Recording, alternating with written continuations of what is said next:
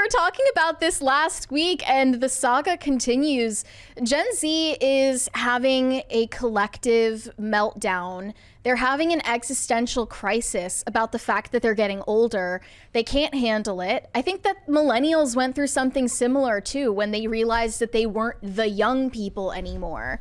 Because Gen Alpha, the iPad baby generation is coming. They are going to be in high school in only a few years, which is really scary to think about. That's scarier than Gen Z getting older, is the fact that the iPad baby generation is quickly entering the adult world. But I found some TikToks from Gen Zers talking about how they're getting read as older than their age. So this is the source of the Gen Z aging like milk situation. I wonder if part of it is like my generation, like right when I was growing up, like in my mid-20s was when Jay-Z released 30's the New 20. And there was like this perpetual need to just not, like a part of it is also like my generation just seemed to never want to relinquish the idea that they were young. It's like that trend when people say like, when you realize this year is close, we're closer to this decade than we are to this decade. There's like this pathological fascination with the idea that when my parents were 20 years old, they were married, had 3 kids, a house, and 2 cars. Me, I need to not buy food this month so I can pay rent. Like there's this perpetual, it's not an infantilization, but just life has prevented them from growing up, I guess, in a way. Yeah, and we were talking about this before. It's not an anxiety about aging necessarily, although some of it is focused around vanity. A lot of it is just like not reaching basic milestones in life that you expected to reach by a certain age. Yeah, like people have like they used that when we talked about that topic where like the View hosts were talking about this, and they basically said like they're owning homes at a less frequent rate by certain ages and stuff like that, and all of the markers that we used to have for adulthood are now different than what they were back then. Yeah. But they also, like our generation also loves to engage in nostalgic hobbies. You know, they've got the things that keep them young, which prevent you from maybe the idea is that we haven't really shifted the idea of what it means to be an adult. Maybe that's just the problem. Mm-hmm. They're being incentivized into extended adolescence. Like I'm 37, and I've never really thought about aging. Like I guess I had such a tumultuous time, like in my mid and late 20s, that I just didn't really think about it because I figured I'd be dead by now anyway. And you now feel like, why would I want to relive that part of my life? So like there's nothing that nostalgic about that. My early 20s, I get like I was really happy and I was doing well in my early 20s, and I was doing a lot of things that I really, really enjoyed. But also time goes on, and you just like I'm not somebody who wants to get hung up on that. Well, a lot of this I think is like anxiety about the future because the economy is in shambles and our culture is in shambles, and it's getting sublimated into anxiety about how you look. Yeah, basically.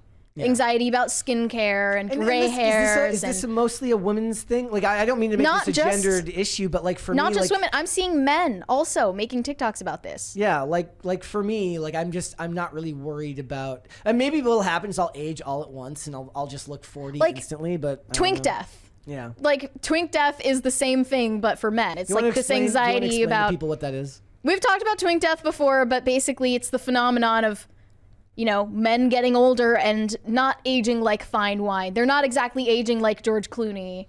And you could look at Leonardo DiCaprio as the prime example of that, I guess. Yeah. But you've got to find value in yourself outside of how you look. There's also something to be said that like the type of guy who would make a TikTok about that in general already speaks to the type of person he is. Whereas I don't think that most guys would ever do that. Well, let's take a look at some of these videos and hear their woes. Okay. And here we go. I was humbled so quick tonight. I was on live with my boyfriend and someone was like, how old's your girlfriend? And John jokingly responds 47. And the girl comments, oh, I thought she was early 30s. I am 23. I was humbled. Okay, tell me how old you thought she was when you saw Early this. 30s. Early 30s? Late 20s, early 30s. Yeah. I agree. Yeah. But also, she doesn't look bad. No, she looks fine. She's probably going to look the same for a long time. She's in good shape. Yeah. And then this other one is from a guy. Okay. So it's not just women who are freaking out. Okay, so this is Jordan the Stallion, and he's. You known think as- he's lying? I think he's just like with Nara, whatever her name is. I think it's a story that's good for social media. Let's see. Apparently, Gen Z is like aging really rapidly. It is mainly because of the stress. Come here. We live in a time nowadays where millennials look way younger for their age, while Gen Z looks way older for their age. If you don't believe me, I'm Gen Z. It's just his beard. Get closer. I am Gen If he Z, shaved his and beard. He's got some nobody forehead ever believes me. wrinkles. When my mom and I walk out in public, people think that my mom is my younger sister. Right. When I tell people, oh, I'm going to go hang out with my family, they think I'm talking about my children. I don't have kids. Right. I'm talking about my parents. I'm still the child. Does that make sense? I'll put it to you like this. Zendaya is older than me. Tom Holland is older than me. That's, you know what I'm saying right now? There was one time I wanted an autograph from Dwayne "The Rock" Johnson, right? I was standing for hours for this autograph, and when he walked up to me, I said, can you please sign this poster? It's for Jordan, right? He then took it and put, "Dear Jordan, your dad is a great guy. He stood out I here don't for believe this hours," and then gave it back to me. And before I can correct him, he looked at me and said, "Times were way more difficult back when we were kids, am I right?" And then he tapped my shoulder and left. Dwayne is 52.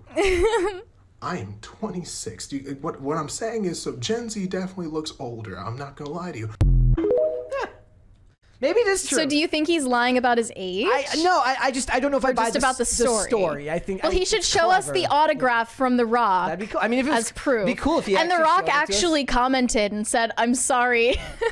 Oh, maybe The it's Rock true then. commented, If the maybe Rock it's remembered true. it, then maybe it's true. Hell, maybe I'm wrong. Who knows? And then I also saw this video of Ralph Macchio comparing him through the years. We can't play the audio. for Yeah. that one. I did get humbled up here. Somebody said you already look 40. See? Oh. Getting humbled. I love it. I don't agree. But Ralph Macchio is 62. Yeah. And he doesn't. And he's aged really well. It's really weird. There's a couple of years in there where just the video, they just caught him on a bad day where he just suddenly looks older in a couple of the years, but then goes back to looking younger. Lighting in the got next one. better. Yeah, the lighting got better. Yeah.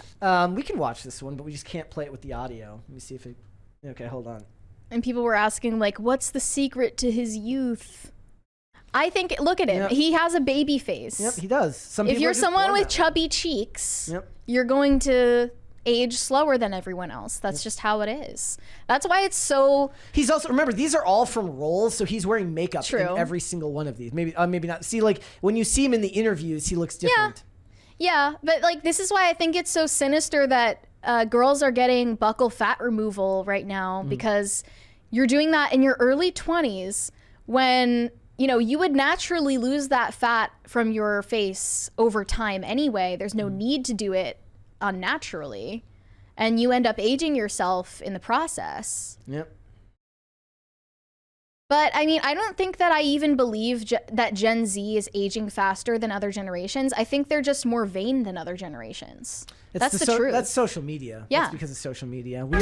We are in a more narcissistic culture. Because if anything, I've noticed the exact opposite. I already said this. I think that Gen Z looks weirdly babyish for their age compared to other generations. Well, and hasn't that always been what And- people would always say online? Like when Yeah. you look at previous generations, that they look like children to them. Yeah, exactly. So I think it's the exact opposite.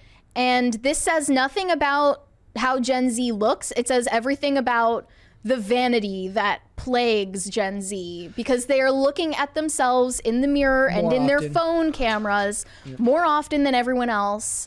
They're getting photographed and, you know, videoed from birth, basically, depending on when they were born. If you were born after the invention of smartphones, your entire life has been documented. So you're going to be more vain about your appearance than everyone else. Yeah, just think about like how little you actually looked at yourself in the mirror.